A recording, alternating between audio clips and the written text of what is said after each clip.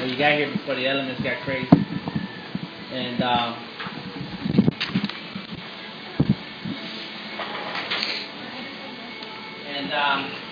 we're going to stream live. And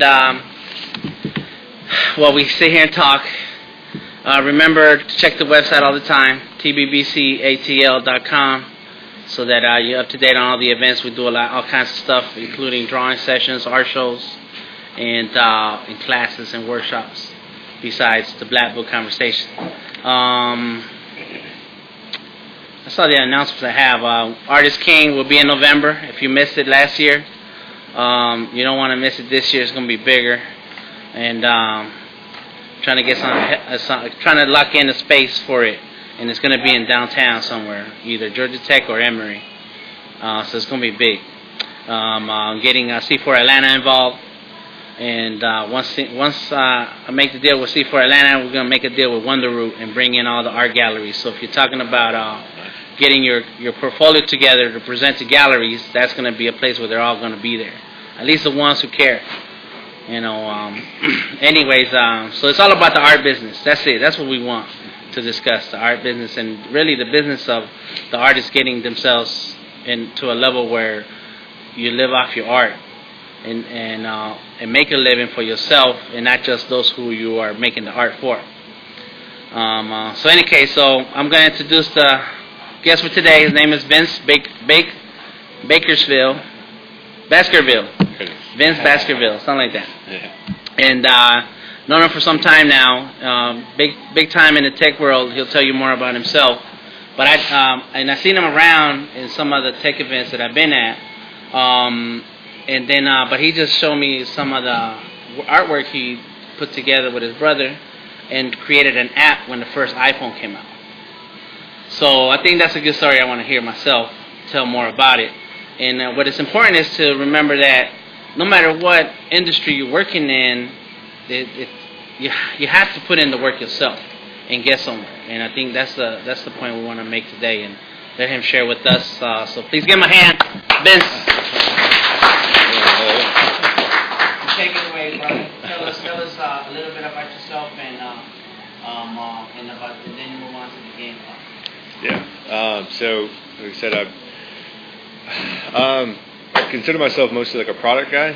But with that, though, I mean, we were just talking. My father was a hand-drawn illustrator, and so he taught me that. That was my beginnings. It was hand-drawing things. So everything I do now. Even though I have a UXer and have a designer on my team, it's still a lot of what I do. I carry, my moleskin with me all the time. I have bunch and tons of sketchbooks. Most of what I'm doing now is not so much character-driven, but mostly around just mock-ups, design comps, and stuff like that. But I'm constantly playing around with color theory. I always bring it into no matter what project I'm doing or what product I'm working on.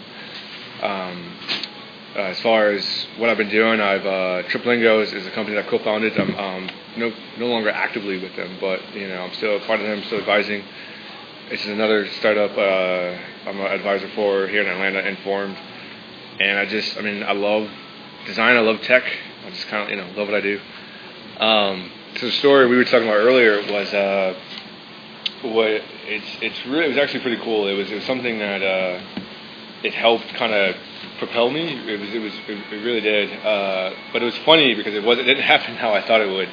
The iPhone came out in 2008, and about 6-7 months before I got married to my wife, we were, I was like, and a month after Apple announced that they were going to start allowing developers to create apps and games for their platform, I was like, holy shit, I need to get on this. And I was a decent developer at the time. Still, I was doing a lot of web development and doing a lot of most of my drawing and stuff like that was just on the side. I was kind of having fun with, and but I was also doing a lot of video work, motion graphics. Still using a lot of my artistic creativity that way, getting it out. And I was like, all right, I'm gonna come up with this game. It's pretty cool. Like called it Feed Me, whatever, and create all the characters. My brother and I, we both draw a lot. I was showing him some pictures of my brother's drawings, and he's exceeded me now, but it was fun. We were in high school. I was a better drawer than him, and I used to win competitions, and I won a ton of art competitions, and now this dude is just ridiculous. But But it's anyway, so I told him the idea, told him how many characters I needed, what's going on, and I had 3 months. And it was funny because, I guess I was getting married, designed it, developed it, and created it, tried to market it. The game made $27. So by the time I realized it failed, it probably only made $7. I don't know. But over the course of like a year or something, it made $27. At the time, Apple wouldn't even send you a check unless you made at least $100. So I never got a check for that game. So it was a pretty. On top of that, we were talking about the gaming engine that I used. This was on Unity 3D. If you guys ever heard of them, they're pretty big now. At the time, they were just starting, and so I got to meet some of the early founders of that gaming engine. It was really exciting. I paid, I think I paid like $1,000 to get in on this thing, and it's kind of helping them work out the kinks. But so the financial costs, at least were just that minimum was that $1,000 that I put in. Not alone the time, oh my God, time that I put in, and my brother put in sketching some of these characters up and level designs for $27. But and actually it was not even 27 because Apple takes 30%. Well, in this case, it took all of it, but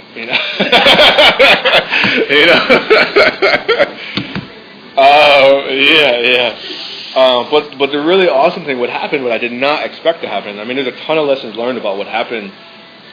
I was also blogging. Like I blogged, I was video blogging before it got really popular. This whole video blogging thing. I was video blogging my decisions, like my workflow, like what I was using to keep task. Even though I was only, for the most part, 1 or 2 person shop, it was like you still got to be very, very structured. And so I was like, I'm using these software tools. I'm using this process. I'm sketching this out. I'm giving myself this deadline, and I don't care. That's my deadline. I'm doing it. From there, I'm doing this. I'm using Photoshop and Illustrator, and doing, I was using a lot of 3D tools. The game was like a fake 2D, 3D game. And kind of blogging this whole process out, just being very transparent, pouring my heart into it. So when the game flopped, and I was, getting some pretty bad press because it was a pretty crappy game. The design looked great, I thought, but I didn't know how to make an iPhone game, so it didn't really work that well.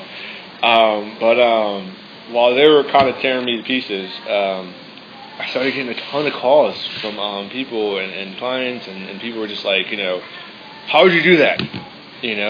How did that work? What was the process? What was this?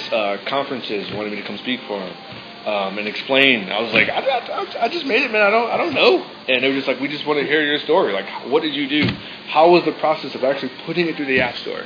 How was your design process of creating the sketches to the illustrations to the 3D, 3D Studio Max, to actually putting it on the phone, like just walking people through the process. And I was like, it wasn't like my answers were right or wrong. It was just, like I said, it was so new. No one knew, and it was just, my freelancing just took off. I was getting, I was all of a sudden thinking I was going to be making these cool games. And next thing you know, I'm consulting, on how to make brand experiences for customers and clients, and bars and Fortune 1000 companies. And so it took this random direction. And it was really, really, really awesome. And so it was funny because, like I said, the game failed so drastically. But the experience, what actually came out of it, and I wasn't afraid of the failure. That was the first part, right? Like I was just like, I was even very transparent about the failure. I was like, so I just got like 8 negative reviews today. I was like blogging about it. I was like, yeah, I mean, I'm the only developer and the designer and the biz dev person, so I was like, I can only do so much. But I was very transparent about the whole process, and then people was really digging it, and it was just pretty cool about how that all happened. What made you want to start? What was that? What were that? Oh man, I everything about me, like I've always had that urge inside me. I've always done things, And I mean, I was a freshman in high school, and going into high school, I don't know if other schools had this, but it was like, after summer break or during summer break, you're supposed to read this book and then come back and like you had like the list of 12 books to read, and you had options to do. You could write a report, or you could do other things. Most people just default to write the report. And I was like, yeah, what else? And so you could do a video project, you could do a poster. I was like, that's awesome. So I don't know. I've always had this thing inside me to where I always wanted to just create. And I created videos, I created art posters. I was in the military. My job was navigation, but I redid our ship's insignia in Microsoft Paint. And so it was, no one asked me to do it, no one told me to do it, and then it turned out it was stupid because we couldn't even print a high enough resolution for it to work. But it was just one of those things where it's just a part of my DNA. I just have this thing inside of me to where I saw an opportunity. I saw the iPhone came out. I bought the iPhone, and I was just like, this is going to be huge. Games are huge. People are going to play games. I could make a game. I'm going to be the next whoever and have billions of dollars. Didn't work out that way, but I mean, I was joking, and someone was telling me maybe a year or two ago I was doing something, and they were asking me about I was also middle school. I was very mischievous, and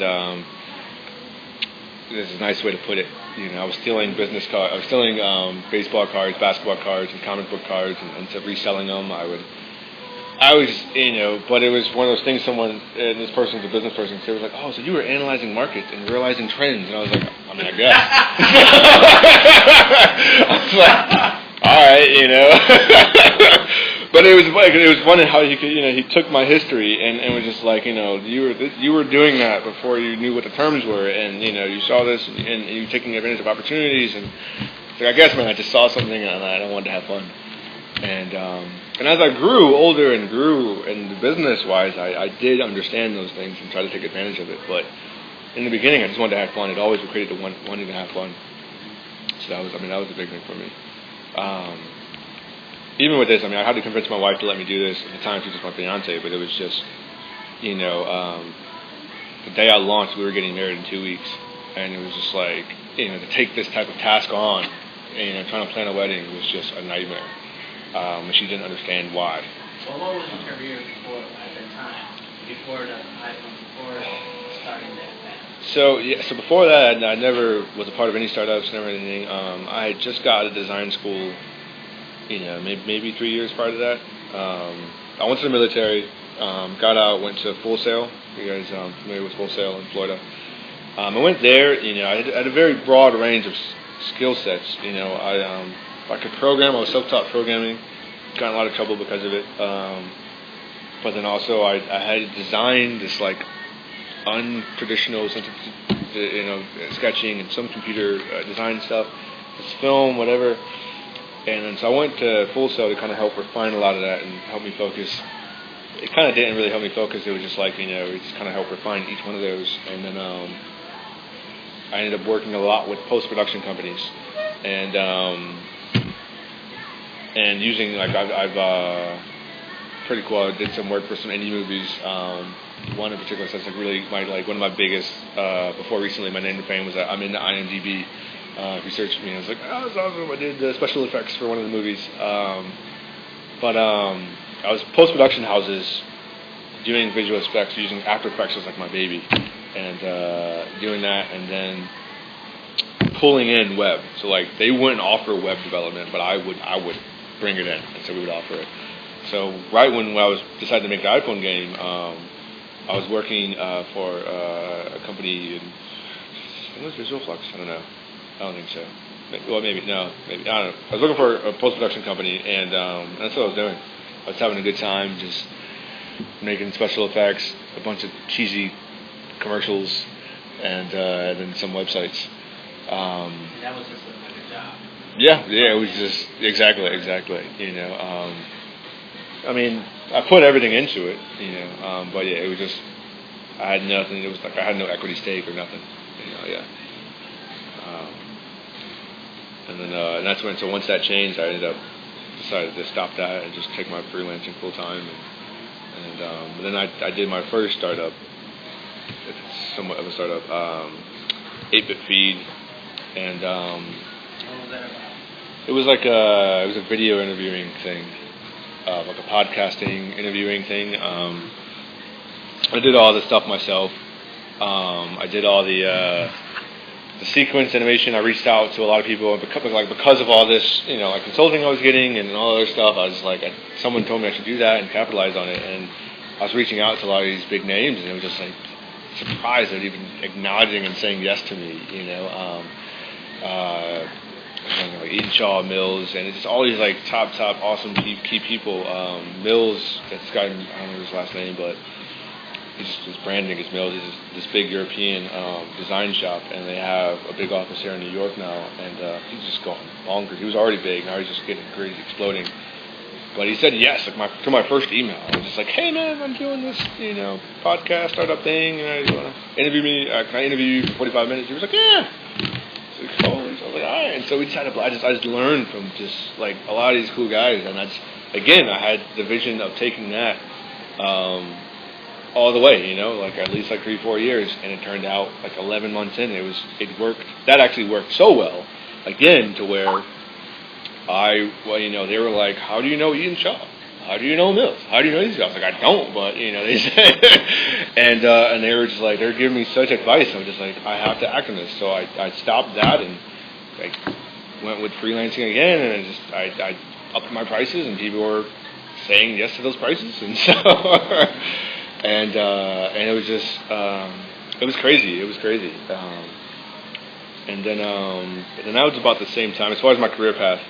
That was about the same time that Morehouse found me, and they were wanting to do like this, getting into like a lot of digital stuff, and they were like, we're gonna create, we want to create a new position for you, and we're gonna have all this digital, blah blah blah, and so we talked. It was awesome, it was great for the first 3 months, they threw money at me as far as I was like unlimited supply, whatever I wanted almost. I had like stupid equipment, like it was just toys everywhere.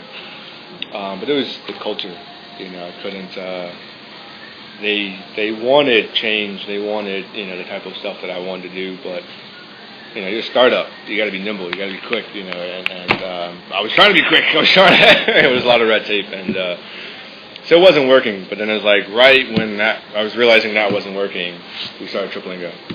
And so I was like, it's not working out anyway, so. What is TripLingo? And so for you guys, so TripLingo is, it's a language learning, it's a platform, we call it a platform, but it's, we're on, we launched on the iPhone, we're on iPhone, we're on Android, the Nook, and we say platform because we're trying to, the idea that our software that we made, it's a language learning platform, but it's made to be agnostic. Like it doesn't matter what device it's on. We made it so that it could work on Delta's seatback, for international flights. On for computers, it just doesn't matter. But it's a really cool language learning thing, and we're doing pretty cool. We just got done with our second round of funding. What is this? January. I think it was like 1.1 million. And so Jesse Maddox is our CEO. So as far as the co-founders, it's myself, Jesse, Pratik, and James. And I think now we got 4 employees. And we do pretty well with interns. We got a pretty good flux of interns. And so I'm really excited. A great bunch of guys. I was telling him I stepped down maybe in November. I stepped down. I got a little girl coming. And it was one of those things of just startup's volatility. And then also I'm in a good place to where, I did that startup for about 2 years, and I'm in a really good place to where I can still be a part of them, still be a part of Inform, which is another startup, and then go with the company right now, Lithium, and I was telling them, they asked me to come out to Cali and run their mobile division, and do that, and just be really excited about it, and have a good time. And so, I'm kind of knocked on everything. It's been a little too good. I don't know. I've been in a good place. I'm awaiting the fall. People tell me that's a pessimistic view, but it's one of those, fall down. So when I see you on the hackathons, what are you doing there? Man, I love hackathons. Are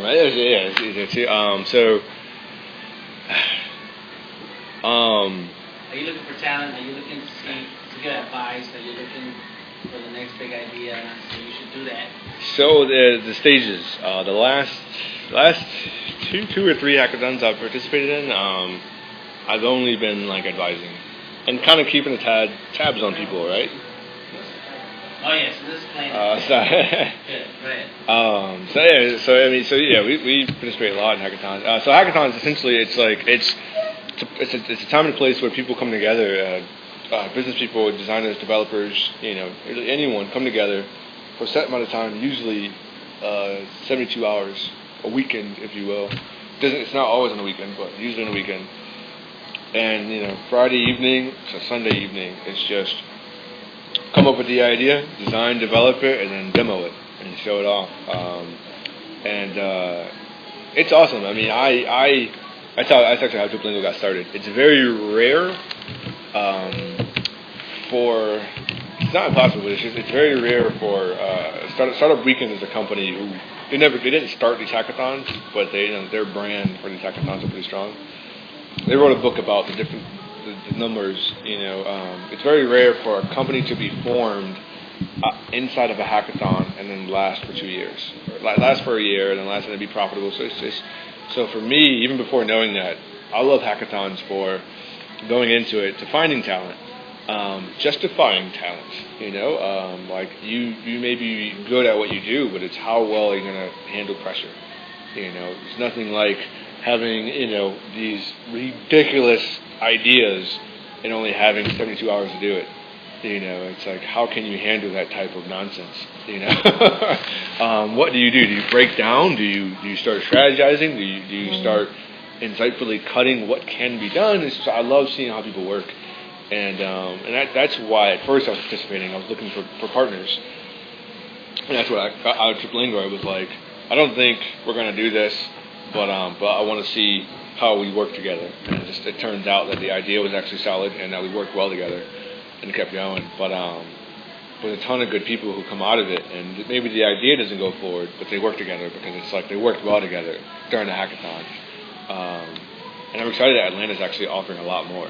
It used to be like one a year. Mm-hmm. It's a hackathon every other month now. Every weekend. Yeah. And so basically, what I've done at these hackathons is go as a designer, illustrator.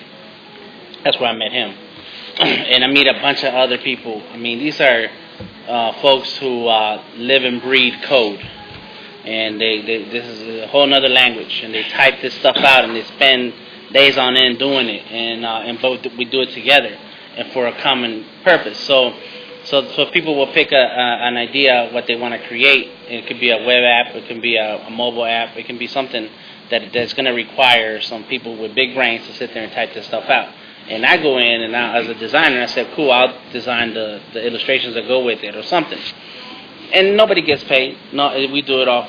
You end up paying to participate, because some of them are free, some of them you have to pay for, like Startup Weekend. Yeah. But they feed you, give you all the coffee you want. You can stay there all night long and whatnot. And in the end, you have a presentation, and you can win some prizes and what. But some of the tasks that they do, or some of the ideas that come out of there, end up being real businesses.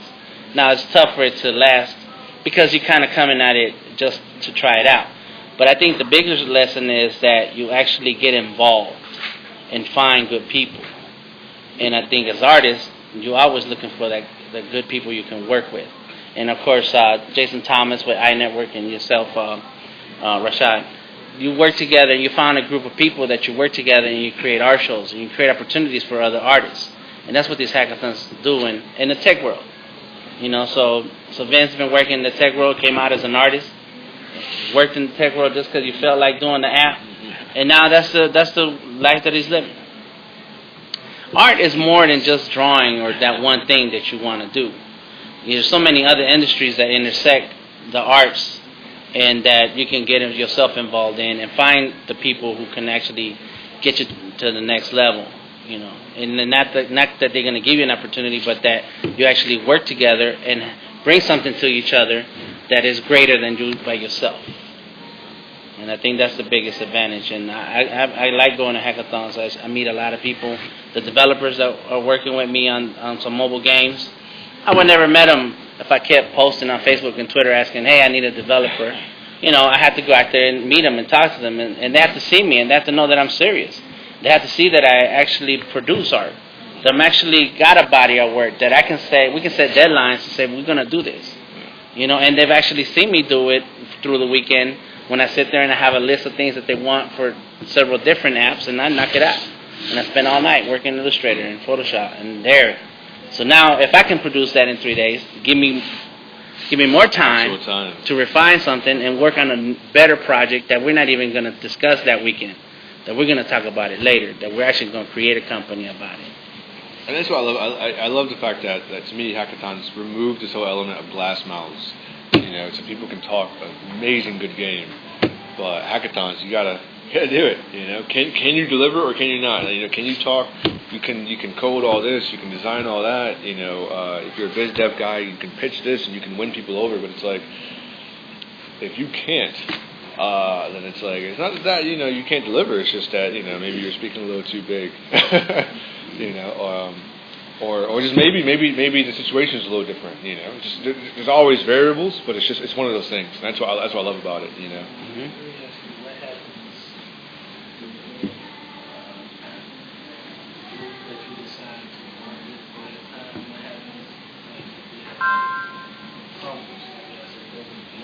So different events, they're all separate. They all handle their rules differently.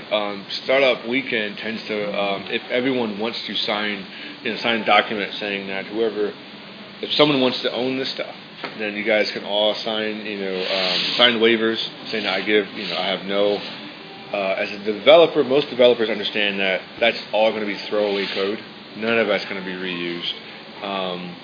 The difference comes in, with designers and biz dev people, like that stuff can be used. But it's for the most part, many people know. I mean, you could definitely speak on this more specifically. I know for us, all the hackathons that I give, and even from whatever role I've done, mostly only 2 roles: developer, designer for hackathons, and I just give it all away. It's not, to me, it's because it's just because of that focus. I'm coming in there not to hold on to copyrights for this particular idea. I'm coming in for something bigger, but it depends on what I'm doing. If I'm creating a specific character for your company, and this is a very viable idea, then I might negotiate a little differently. I might not just so arbitrarily throw this away. It depends on the group. It really just depends on the group. It depends on the group and the event. Some events have actual mentors that come around who are lawyers and actually can talk about some of this stuff. Some events just say everyone, this is going to just be throwaway. If you don't feel comfortable with that, then you can just don't participate.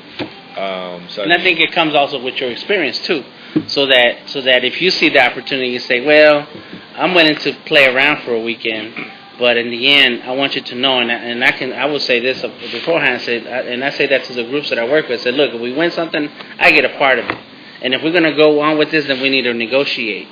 Because after this weekend, you can say, yeah, I did this, and you can show my work and that you did that. But once you start making money at some level and you're going to decide to make that move to make money, then we need to talk first. Because I still want to retain my rights. But I said it. Whatever happens later, what happens. Now, one thing that I've done when I do design, I know when I first got there, I would just do stuff just to do it, and never expecting that it was going to go beyond anywhere else, because I didn't know anything about it. And so I just knocked out some stuff. But I know that I want to use that in my portfolio, that I did this. This is something I worked on. If they ever got anywhere and made some money, if they never talked to me, I'll be upset. But I can always say, look, these are the source files for that stuff. If they want to use any of this, they're going to have to come back. Because what I gave them is only good enough for what we needed that weekend. So I'm still holding on to my art, and they're going to have to negotiate something. If they decide to go on without me and find somebody else to replicate, okay, cool, I can always say, well, look, that was an experience that I learned from, and also now I know what to do next, and I can still show it as my portfolio. Look, that was my stuff. They did that. So, but as time gone on, I realized that a lot of these coders who come, there are a lot of college kids that just like hanging out and writing code. They would be doing it the same way in their basement, in front of several computers, kind of like artists. They would just sit around somewhere by themselves drawing. And like artists, when we go to a drawing session and you see a model and you draw, you may never ever use those drawings again, except for that time when you're sitting there drawing the model. And so they're like throwaway art. But let somebody else who don't know anything about it and likes your work be like, what are you doing with this? Why don't you use it?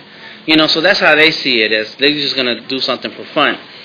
And so with that in mind, I realized that it's okay, I'm going to do stuff for fun too, but I'm going to make connections with the people who I know got some weight around here. I'm going to show them that even if you were at your job or if you were at the drawing session, whatever, I'm going to show them that here's a situation where I'm putting my skills to use and I'm going to knock it out. Everybody's going to be talking about me. Everybody's going to be like, that was hard right there. You did good with that. And that's cool. And what has happened is every time I go to these hackathons and any event really, as an artist, I promote myself. And I hand out a card. And everybody knows my name.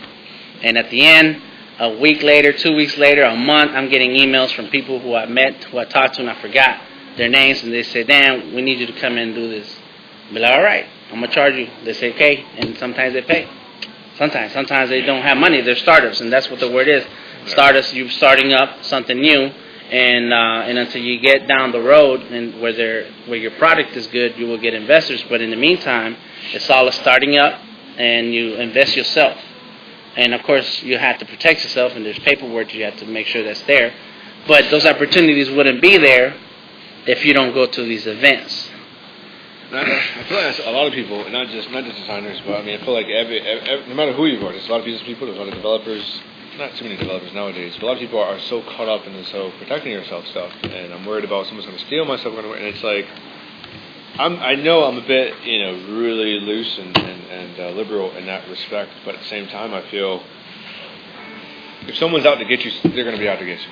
They're going to get, it's like, unless you're willing to fight that fight. And me personally, I'm not willing to fight that fight. I got better things to do. And so it's one of those things. It's like, if I go to the hackathon and whatever, again, this is just my own thought, me personally, if I contribute something, it's like, and they want to be nasty about it, they want to do something, it's just, I don't have time to sit here and try to argue and hire a lawyer and deal with all this. But as long as I got what I wanted out of that weekend. Did I brand myself? People know who I am. Did I talk to who I want to talk to? Did I actually connect? So like as long as I got what I wanted out of it.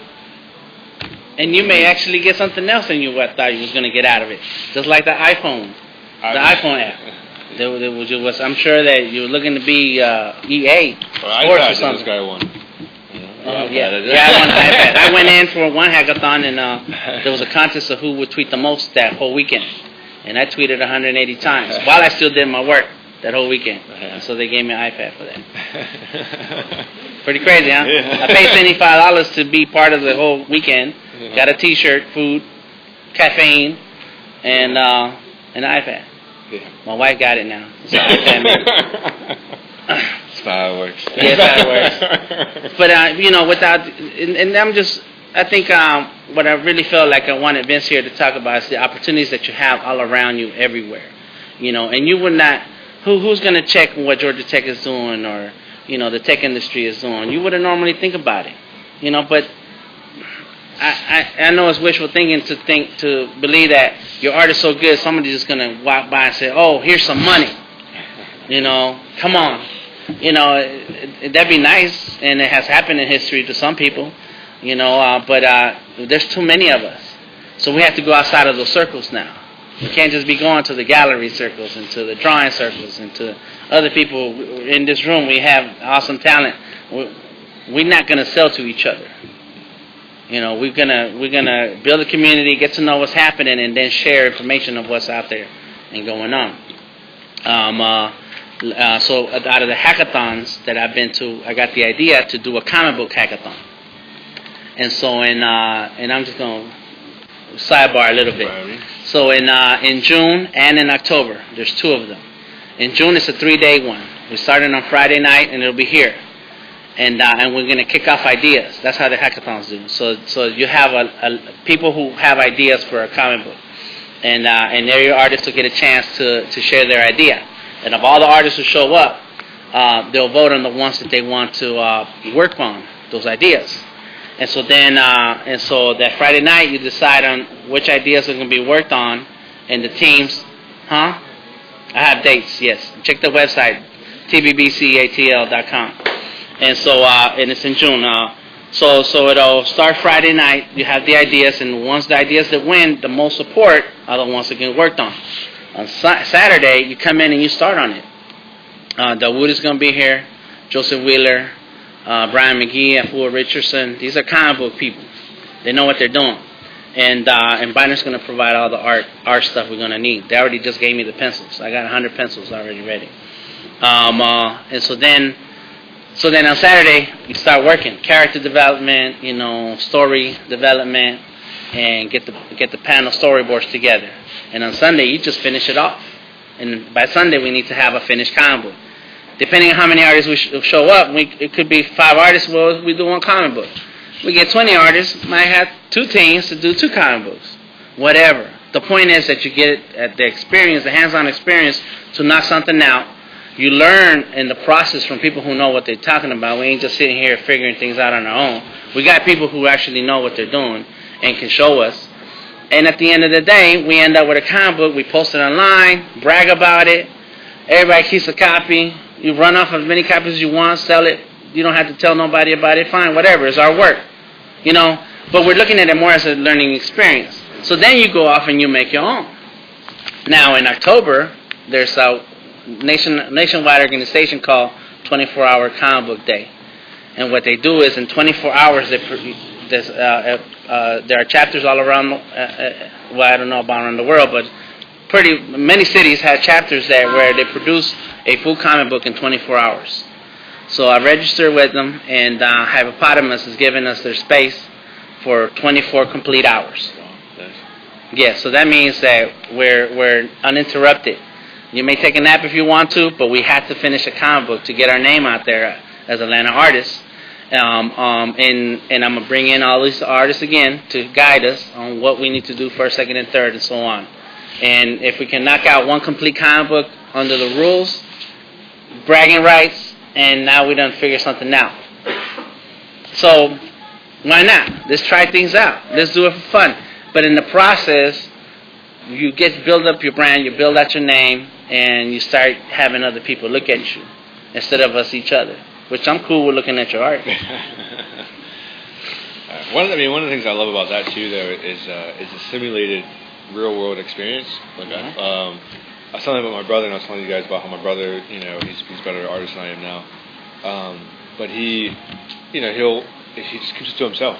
He'll draw something, and he'll get a picture and draw it, or whatever the case may be. But he doesn't want to do it for another client, or he hasn't really branched out enough to really feel comfortable enough and not let the fear of failing take over him. Whereas you do things like this, you get out of your comfort zone a little bit.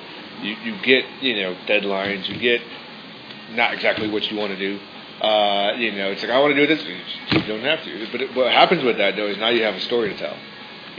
Someone asks you about, it's great you did all these, but I can't use that for my Budweiser commercial. How can what can you do that relates to what I was like, oh yeah, no, we did this. It's like, I love all these stories that come out of it. And when you do a lot of these faux simulated experiences, and I feel like that's what, to me, regardless of what industry you're in, a lot of people need more of that. I feel like a lot of creatives, whether a lot of web designers run into this too, where it's so difficult to work on your own site. Because we are our worst client. I'm not sure how many.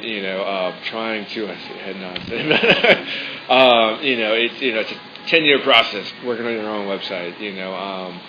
Building your portfolio. It's like building your own portfolio is an art project in itself that takes forever. But when you have these simulated experiences, it's like all of a sudden you have finished work.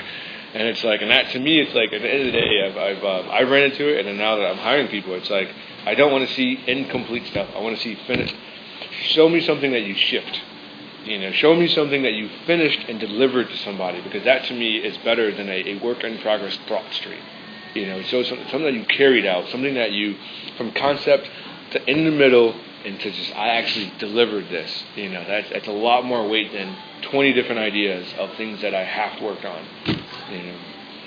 So that's why I like hackathon. The random tangent stuff. Sorry. Does anybody have any specific questions? You were talking about product design. Yeah. Just mean that in Texans, you actually try to branch out into say, washing machines. It's definitely only been software. I love men's fashion, and I try to convince a lot of other developers and other programmers to dress it up a little bit. I've done a ton of sketches of like wallets and a whole bunch of this is really I've done like I got like my messenger bag, but it's so difficult to find like a really awesome leather messenger bag that that's not $400. And so I've done sketches, but I've never executed to actually try to create these things. Nor have I had anyone pay me to try to do that. So everything's only been software wise, and that's my experience. But that's a good to consider is that design and illustration, it can be anything. When I go to schools to talk to kids about art, I've been to some design classes and computer classes where they talk about Illustrator and Photoshop. And these kids, either they need to fill in an elective or something like that, and so they're kind of just there. And then make them draw the Skittles design and M&M packaging, and they don't care. They're just there. And so the teachers are like, well, come in and talk to them, show them, what is it for. And first thing I do is look and say, first thing I do when I go in is I say, I'm a full-time artist. I get paid to draw. Here right now, you're learning all the tools that could get you to a point where this is all you need to do and get paid for it. But it can be anything. You can draw walls, you can draw buildings, you can draw cars designs, you can draw tire designs. Come up with anything and everything. A good friend of mine passed away already. Rest in peace. But his name was BJ. And he designed this, he made the wallet for me. I designed it. I told him what I wanted on it. And he was a leather worker. And he hooked it up. Really nice. I've had this wallet for like 7 years. I paid a lot for it. It ain't no wallet you can buy at the store. But it still works, and it has the art that I wanted on it. But he had worked a lifetime to get to that point where he could just knock things out. So your art can be in any kind of focus on any kind of market industry. They're always building new robots and machines to create things around us. I saw a picture, a meme, where there was this old lady with a video game controller. And she was in the knitting championships, and on the TV, it showed some hands doing some knitting. And she was the champ, using the video game, to control her to knit on the video game, I mean, but then that could be video game design, who knows? All kinds of stuff, man. It's everything and anything. You're an architect. Are you an architect? You're drawing buildings, you're drawing plans, drawing stuff. All of it is art. That's what I tell kids. It's all art. Without art, we wouldn't have anything that we have right now. Somebody had to draw these tables. Somebody had to. Seriously? Yeah. Everything. I attribute to my success was being able to. My father. I may not have so much agreed with the methods of how he taught us how to, draw, but. He did kind of instill that first creative process was, hand drawing, and that has carried weight through it. It doesn't matter what I'm doing. I'm always constantly whiteboarding. I'm constantly, and I may not illustrate as much as I, do anymore. But no matter what I'm doing, I always bring that in. Storyboarding. No matter what you're doing in the business, maybe it matters, but for the most part. If you're doing, in creative field, you got to be, storyboarding a process, and you might not need to be the most pristine draw to illustrate stuff, but if you could do that, you could tell your story better. And that's it, you know, I can communicate. I've been able to communicate my story a lot more effective just by, you know, just doing some scribbles. Not needing to go into too much detail, but just enough that people can get it better than trying to verbally express what I'm trying to say. And so, I mean, so just, you know, I don't know. That was my thing. I might not carry it as much, but just evolving into the different aspects.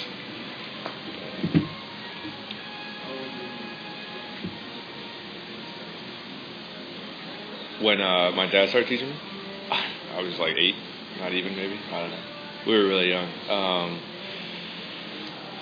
was in 4th grade, so about 4th, 5th grade. So yeah, he was.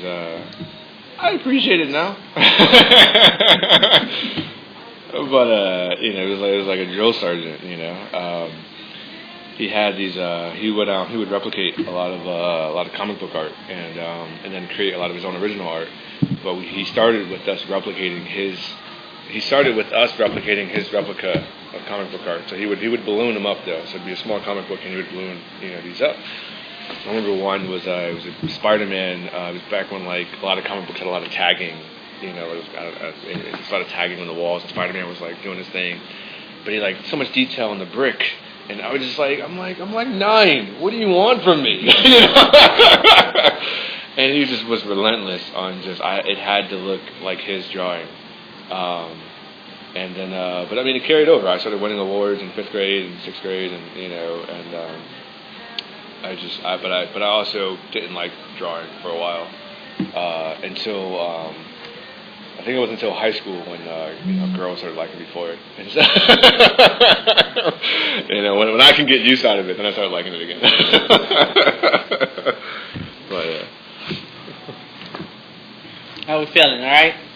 Yeah.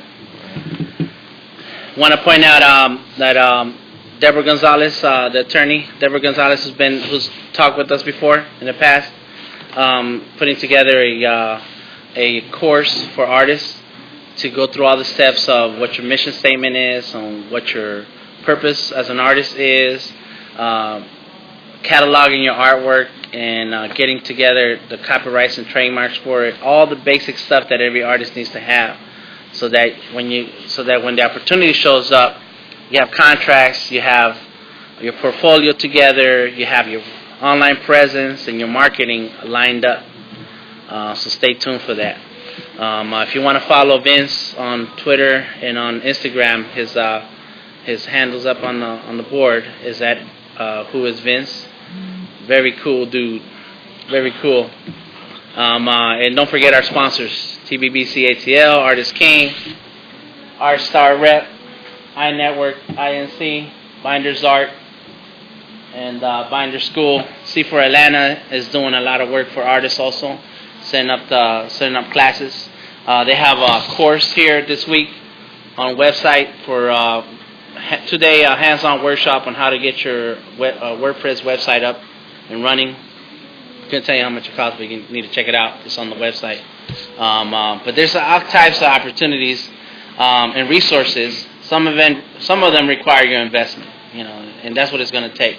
If you're looking at it yourself as a business and you want to become a business, then you're going to have to invest in your business, you know, or find somebody who will invest in you, you know. Why not? I got a wife. She got the job that she goes to work every day. But it's a real business. We have to really work at it. We have to really put something down on it. All right, so stay tuned to the Black Book Conversations, the website, TBBCATL.com, and stay tuned. I want to point out this lady that's in the back, Liberty White. She's a strong supporter of the art community. She's an artist herself and doing a lot of work with tech startups and people in general. She runs a couple courses at Creative Circus, which is a school for artists and creative people to get their learning and as a professional and stuff. So check her out and talk to her and try to find resources everywhere. And anytime you find something that nobody knows about, share it with others. Let us all know about it. You know, it's not competition. Art is not a competition. It's a community. And the better we get, each one of us gets, the better all of us can get, and the more experience we all get, the better we are at the business of art. Because one of the things that happens a lot is people are looking for what's cheap, for free. They want you to do a drawing for free. They want you to do something that's for real cheap. And if it's not you, there's going to be somebody else who does it. But the better we work together and getting the recognition as a professional artist, then there won't be nowhere to go for that cheap stuff. It's still going to look good, but you should get paid for what you work.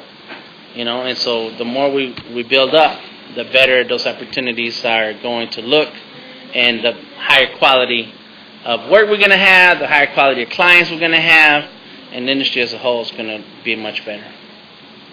Anybody got some last questions before we let Vince go?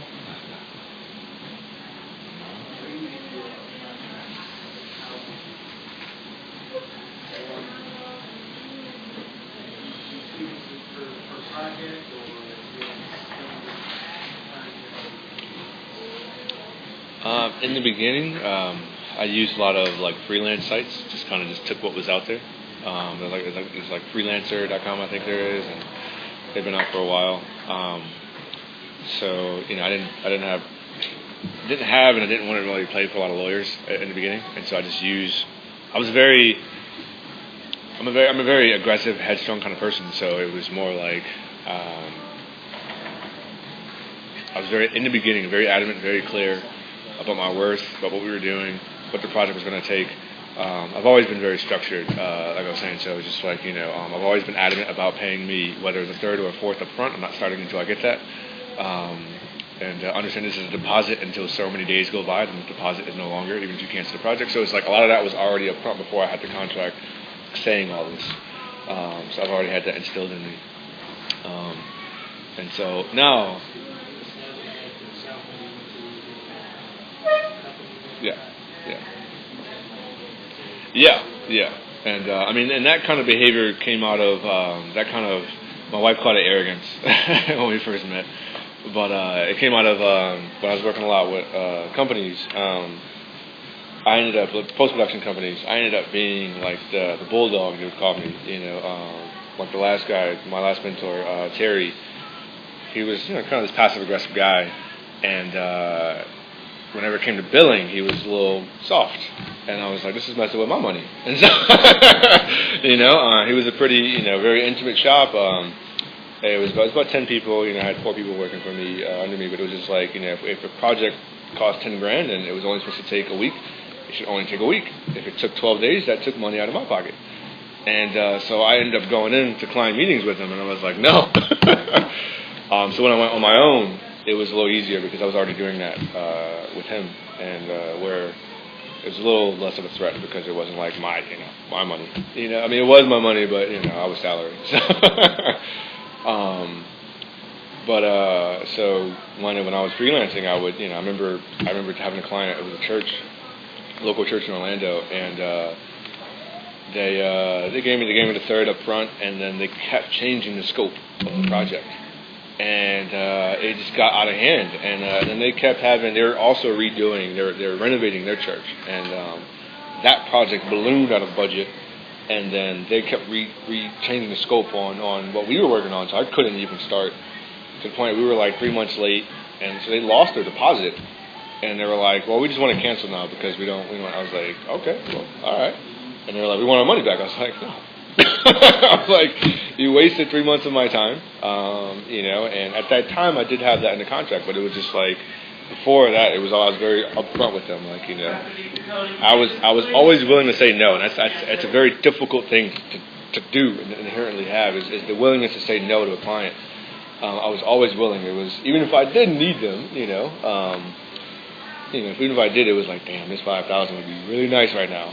But it was just, if I felt like they were going to be just too demanding, too ridiculous, I saw that the scope was going to get really ridiculous, I would walk away and say no.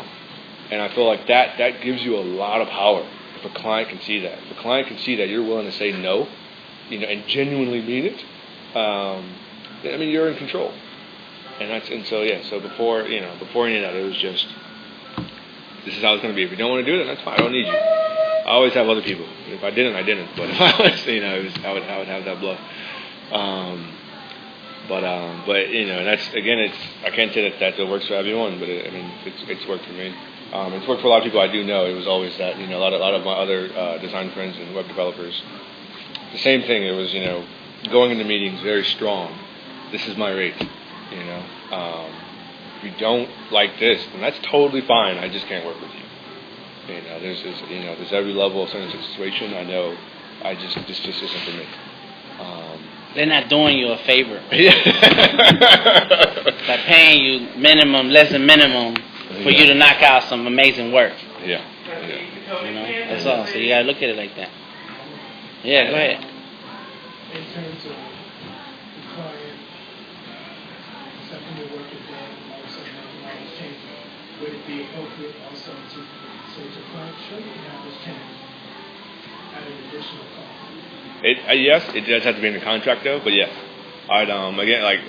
You just be very upfront, and I would always tell my clients too. I'm like, look, this contract says this, but I always over deliver. It's like I love what I do so much so that yes, if you pay me for 45 hours, I can guarantee you I'm probably going to spend 60 on it. I just love what I do. But the minute you start nitpicking me, I'm counting every minute. And so I would be very upfront like that. And so in the contract, it would say that for me it was mostly web design stuff. So I would say that you get a month grace period where you're gonna have so many changes, and then after that, each change I bill by the hour. So if it's 30 minutes worth of work, that's counts as an hour. And that would be in the contract. But it was like I would have like a month grace period where you have so many changes. But I'd be very upfront about that, and I try to say it in a way that I love what I do and I want to do this with you. Just believe me, you're paying me because you think I am the expert in the situation. You know your business. I know what I do. Let's work together. And but I'd just be very upfront. And that arrogance and really self-assurance comes from having been in the business too. You have to. I think it's best for the creative part anyway to work with a group of people who already know what they're doing. So then you end up being a participant in it, and you can see how the business runs, and then you can see how negotiations go and presentations and so on. And so then when you break out on your own, you've learned all those tools and you take them with you, and you can perform better than if you just try it out the gate and say, I'm just going to do this myself. I did a tattoo apprenticeship for a year and a half, way back when in the 90s, and I learned the business. 2 years later, I opened my own shop, but I took everything I learned there. I had to learn to talk. I had to learn how to deal with a customer, with all kinds of customers, not just those who are fun and want the great artwork, but those who are a pain and cheap and wearing $200 clothes, but don't want to pay you $10 for your tattoo.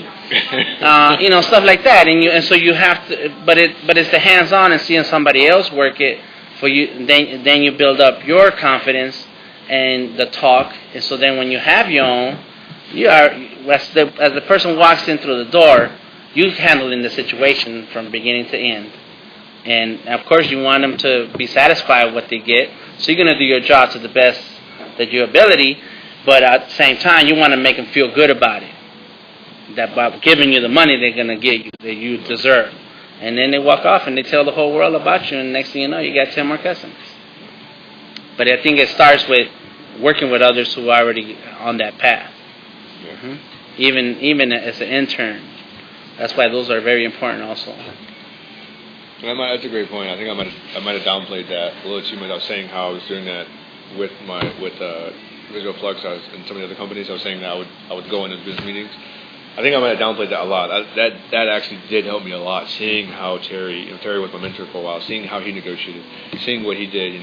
Telling me the visual cues of how he would have someone, who would start off agreeing to a $100,000 project, but then how it actually ended up them only paying $10,000. Mm-hmm. And it's just but he would walk me through. So that helped me a lot. Being a part of that. Yeah, you get to learn people. You get to see how they act. I know you've had plenty of clients that come to you who pretend to work when they talk about being a client, And it happens to me with the tattoos all the time. Everything I do, websites, illustrations.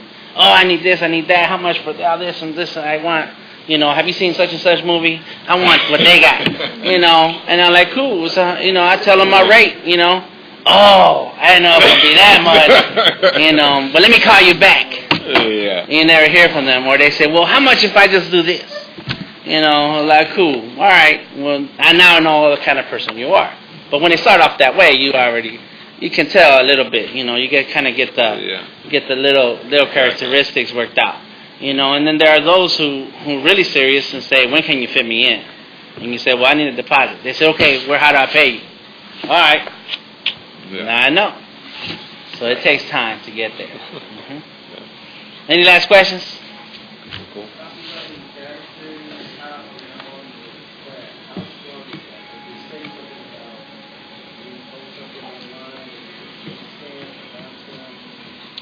So,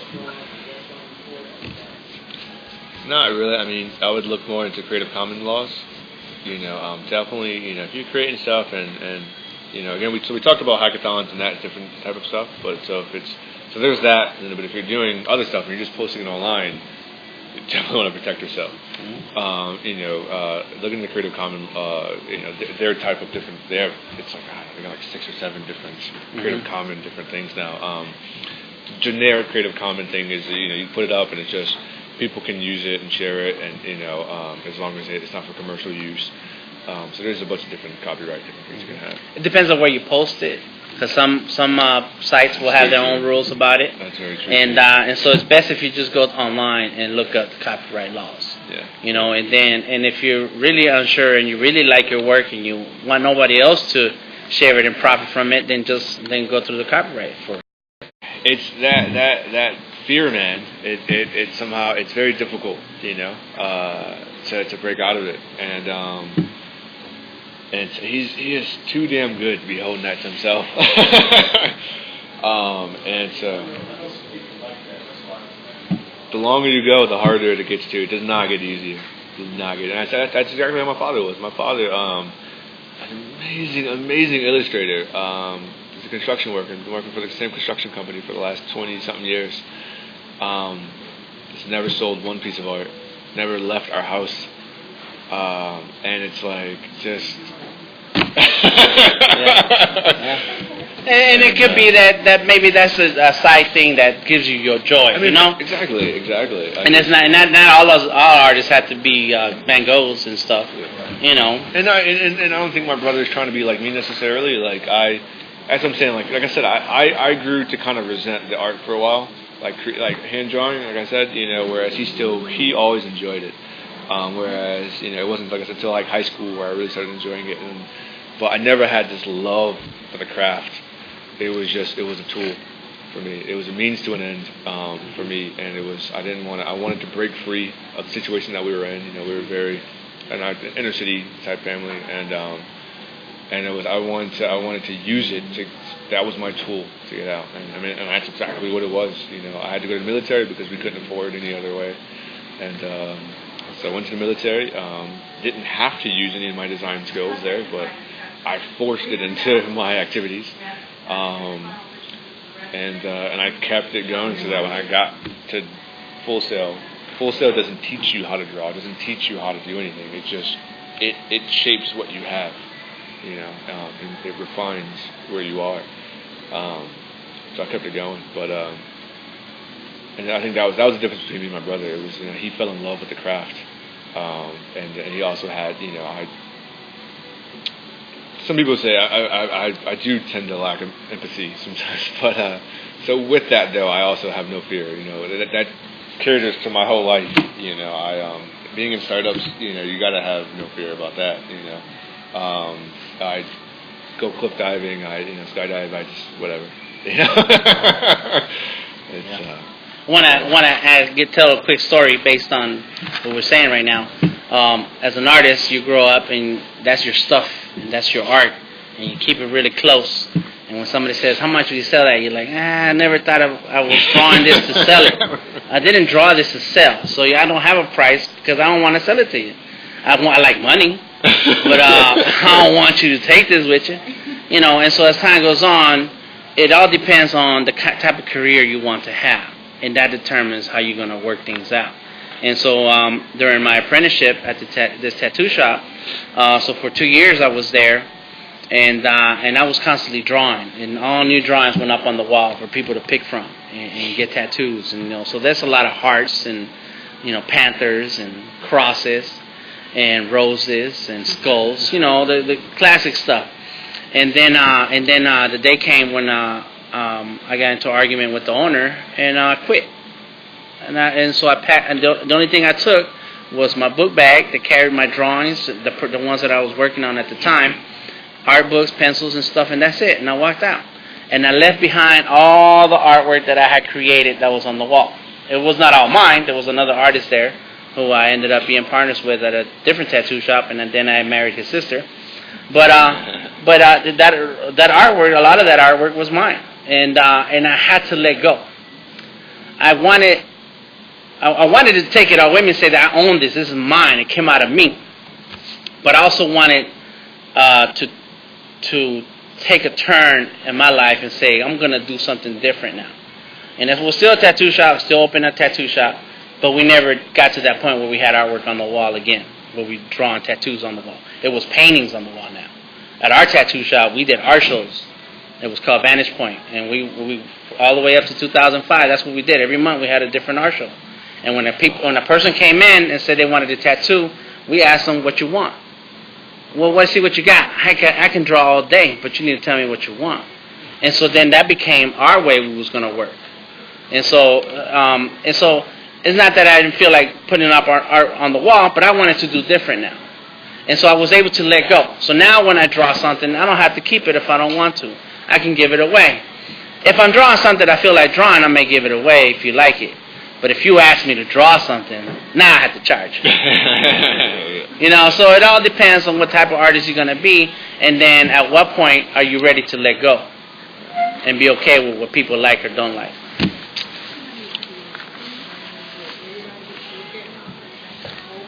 There you go. We all want a lot of money. Yeah. All right, I want to go ahead. I just have one question. You all mentioned hackathons to keep you all short, creative-wise. Mm-hmm. Is there anything else that you can share with us to keep that creative, keep you short? You know, 'cause as time goes on, you still want to keep ascending.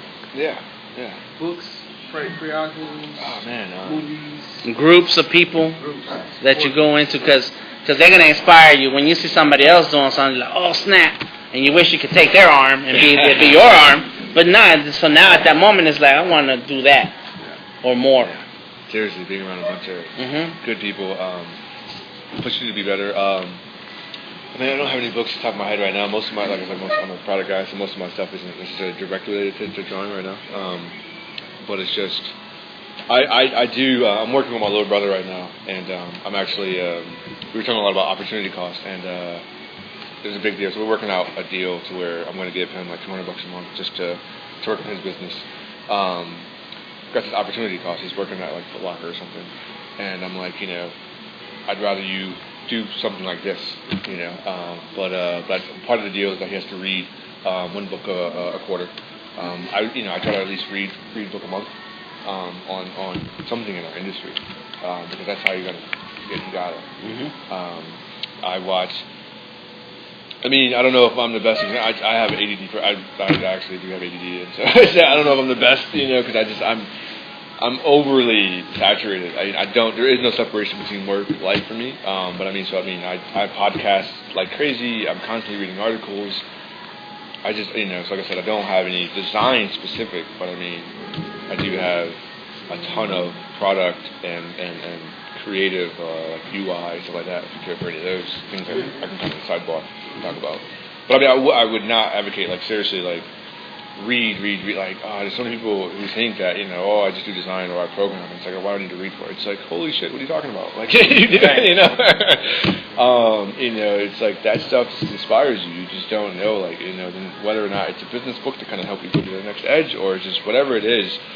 And then read every now and again, read something that's not directly related, I read a Supreme Court book that pushed me. Just oddly enough, I got examples with just my own work of how I can kind of work through situations.